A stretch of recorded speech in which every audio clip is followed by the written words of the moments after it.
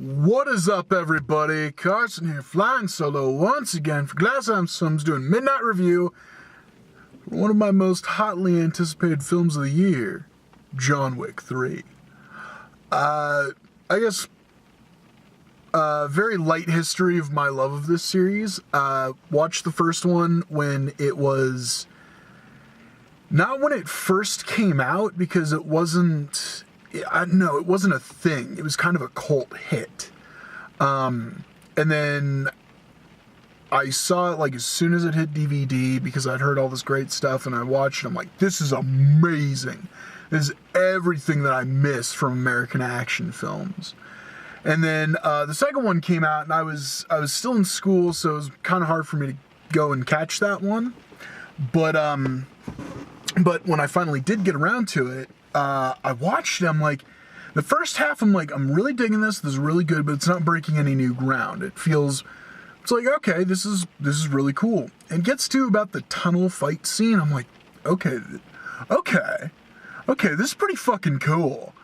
And then about the time that they're like, okay, we're putting the hit out on John Wick. That's where I went, what?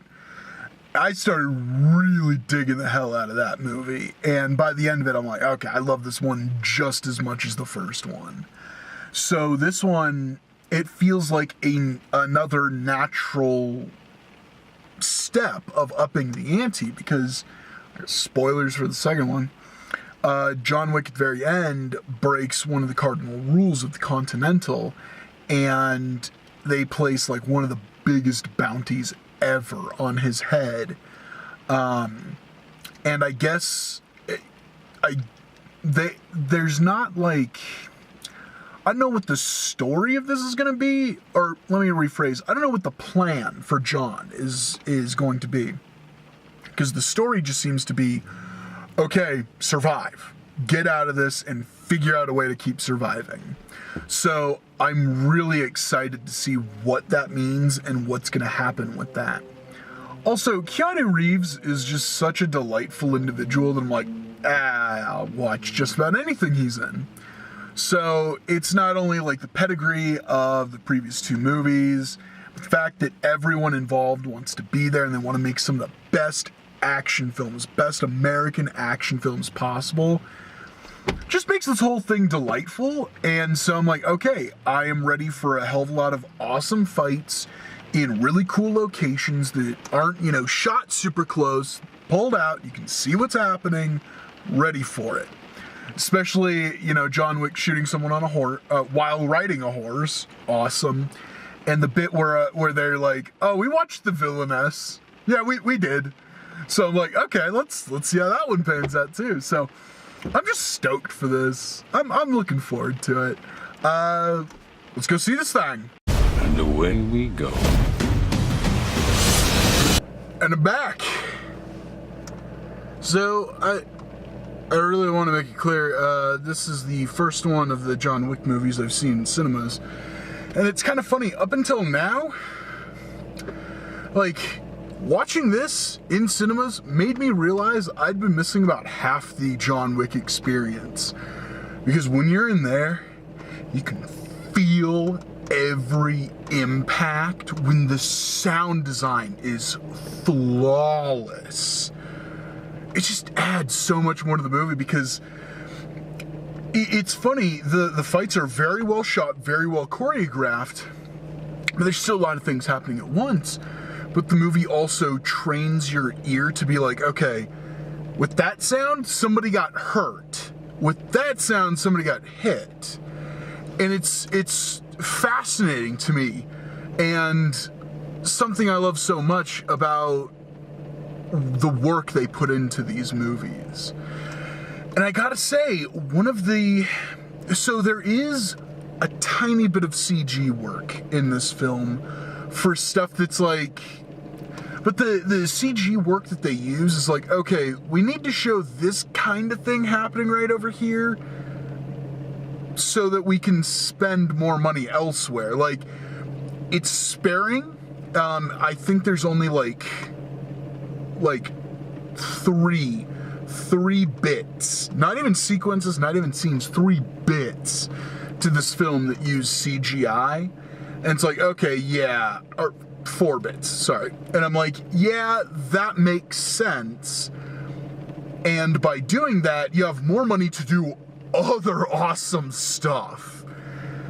And holy crap, is this movie top to bottom a wondrous symphony of bloodshed, violence, and style. Holy hell.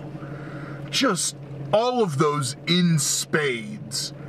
And holy damn, was that amazing. I gotta say, between this and Long Shot, 2 of my favorite movies of the year so far. Like, it's, I mean, there's still others that are like, that's one of my favorites, but those 2 are just top notch, and I can't really compare them. And this movie is amazing. And there's a sequence in this film that I am surprised that they let it not that they let it happen, that they made it happen. But at the same time, it's like, that is so cool that you guys did that. There is a sequence in this film that's like, okay, at this point, you've probably seen John Wick 1 and 2, and you've seen him kill a lot of people. You've seen him wreak untold amounts of damage.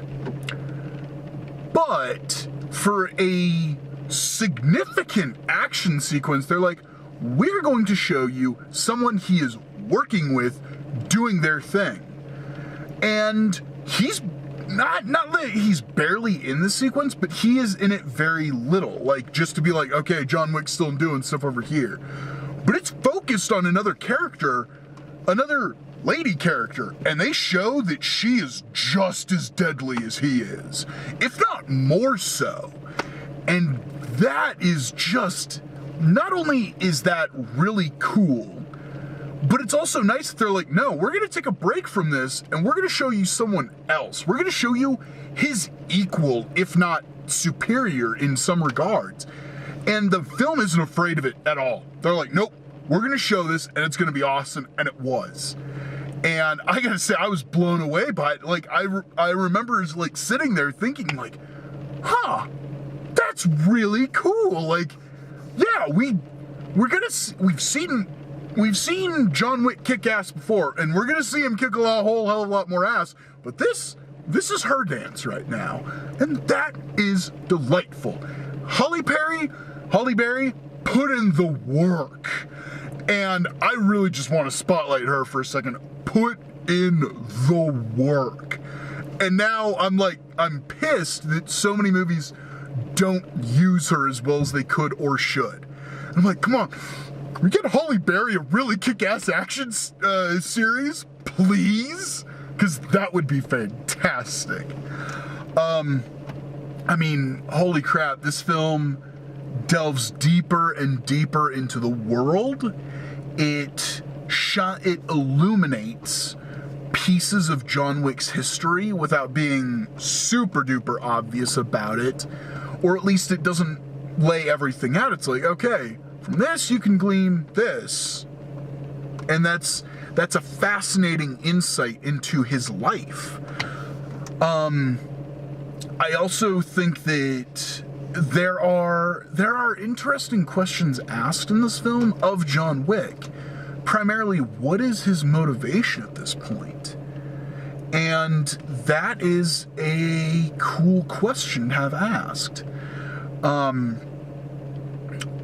man, the world goes so much deeper too, but it's not ridiculous in any way. It's like, no, this is not only appropriate, but it's cool that there is like, oh, yeah, I never thought of that before. That's cool to see happen. And it flows so well into the movie. It's so baked in. It's not like, oh, let's add this. No, it is, everything about this is crafted with so much love and detail that it just makes it a delight. And it's one of those things where there are certain parts of this that I can't wait to have on Blu-ray so I can pause it and just look, because I bet there's a ton more detail there. I love that. And great supporting roles. I mean, more Ian McShane, always. I will always take more Ian McShane. I feel so bad I cannot remember the gentleman who is the, just under Ian McShane, but he is fantastic, and he gets some fun moments to shine in.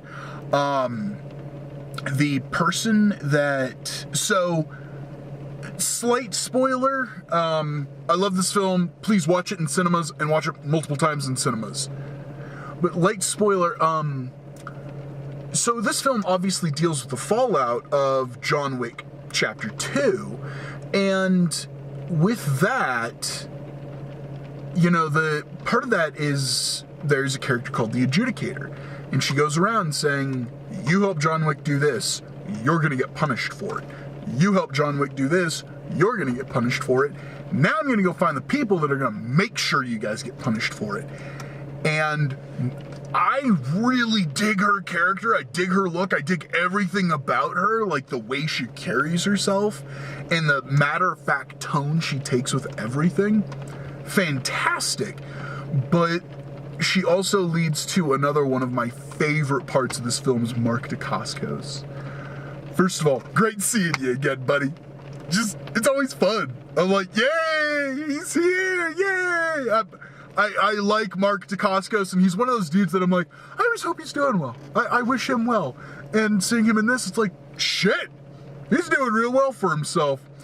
Just a delight, and I like the facets of his character that they show, and at no point does it feel, in showing those facets, does it feel like it's betraying any other part of him. Like, he is a very well-rounded character, even as limited as he is in this film, because it is still John Wick's film, but we still get such a great sense of who this guy is. A couple of people from the Raid movies show up for a great fight sequence, and I'm like, yeah! Woo! I'm always excited to see those guys kicking around, because they are some of the best in the industry. There's some great and very fun little and perfect nods to the Matrix in this. I'm not gonna say what they are, but there's a few of them. I'm like, I see what you did there. I like that. And then there is an extended couple of fight scenes that occur in a place that I feel that the DP and the director of this film went, you know, people really like that one fight sequence that took place in that, like, building of mirrors in Skyfall. We want to one-up those guys. And they did a damn good job of it. Just fantastic. A fulfilling cinematic experience that I honestly have nothing negative to say about. Top to bottom, a perfect film.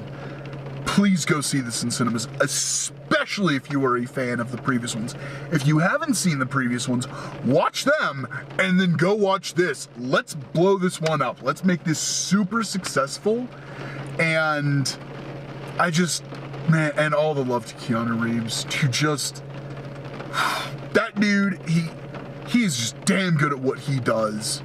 And it's encouraging to see him, especially at his age, kicking the amount of ass that he kicks in this film. I gotta say, real quick before I go, this is what I talk about when I say I'm pissed off at most American action films. Because this is like, no, the way that this works is we show you every hit, we pull the camera back, and we do it right, and holy damn does this film do it right at every stage of the process. And I'm just like, please, everyone else who makes an action film, take from this. Honestly, this film with its budget does a better job and better utilizes it than almost any of the Marvel movies. The only ones that I can think of that really execute on its budget is like Iron Man 3. Yeah. But yeah, this is one of those things that I'm like, man, these other movies got billion-dollar budgets. Let's put something into it. Come on. But yeah, this film is just, it's a delight. And I am already trying to figure out I got a packed weekend, and I'm already trying to figure out how I can do a double feature of Long Shot and John Wick Chapter 3. So that should tell you all you need to know about both of those films. So please go watch this film, and don't forget to like the video, subscribe to the channel, youtube.com/glassfilmshouse. Comment below what some of your favorite sequences in the John Wick films are. I would love to know. I love talking about John Wick with people. And then follow me on Twitter @GlassHouseFilms. I'm super active on there.